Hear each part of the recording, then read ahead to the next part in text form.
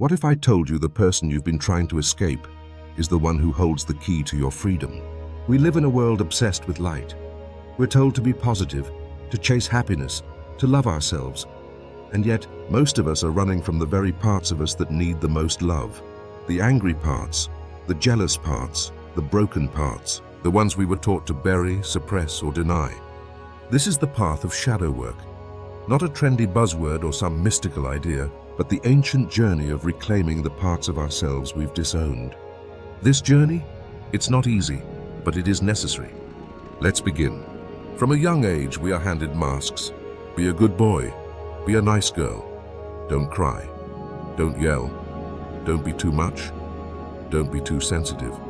And so we mold ourselves. We hide our rage behind smiles. We tuck our sadness into silence. We become who the world wants us to be, not who we truly are. Carl Jung said, "Until you make the unconscious conscious, it will direct your life and you will call it fate." We think we're making choices, but we're not. We're reacting, we're protecting, we're surviving. The truth? Most of us are wearing masks so well we've forgotten what our real face looks like. But the body remembers, the soul remembers, and the shadow? It waits. So what is the shadow? The shadow is every part of you you've disowned. Every emotion you were told was unacceptable. Every trait that didn't fit the mold. It's your shame, your guilt, your fear, your anger. But it's also your power. Yes, your shadow is not just darkness. It is your raw, unfiltered truth. The parts of you that are real. Meeting your shadow is not about fixing yourself. It's about facing yourself. It is the beginning of real healing. But be warned, the shadow does not speak in polite language. It screams, it cries, it rages. And when it does, most of us run. But what if you didn't? What if instead of running, you sat with it, held it, loved it? Look at your life. Look at the people who trigger you. The ones who annoy you. The ones who intimidate you. The ones you hate. They are your mirrors. Every reaction is a reflection. Every judgment is a projection. We think we're angry at them, but we're really angry at the part of us they expose. The friend who always brags? Maybe you envy their confidence. The coworker who's too loud? Maybe you're suppressing your own voice. The ex who broke you? Maybe they mirrored the pain you hadn't yet faced. The shadow shows up in subtle ways, through jealousy, irritation, overreaction, withdrawal.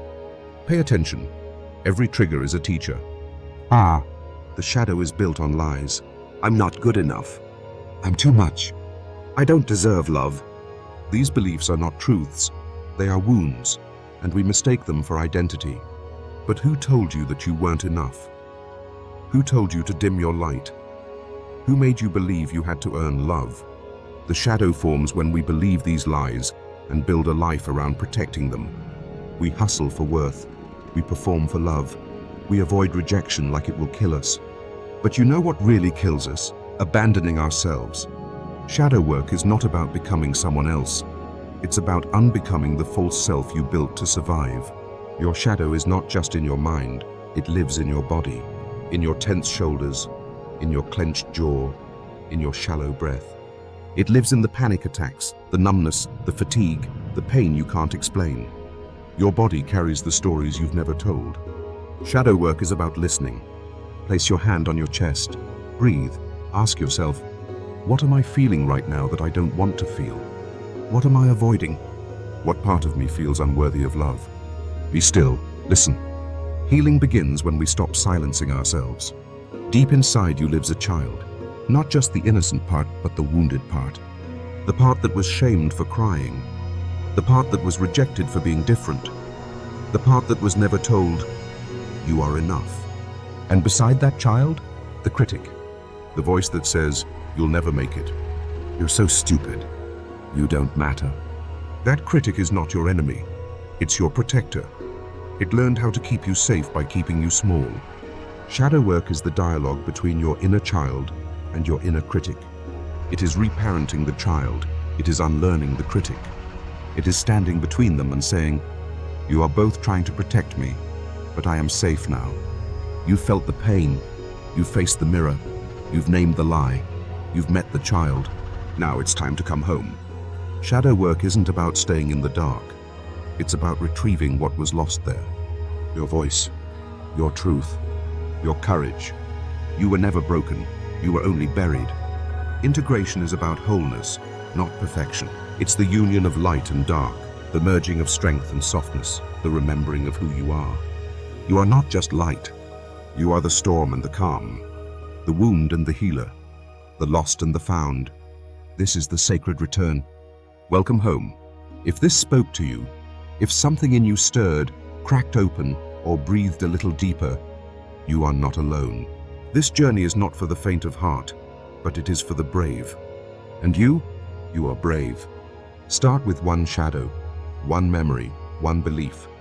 Sit with it, listen, love it. Let this be the first step, or the next one, on your path to self-integration. And if you want more guidance, more truth, more soul, subscribe. Join this community of seekers, feelers, and shadow walkers, because healing isn't linear, but it is possible, and it is powerful. Let me leave you with this quote. One does not become enlightened by imagining figures of light, but by making the darkness conscious. Carl Jung. Your darkness is not your downfall, it is your doorway. Walk through it.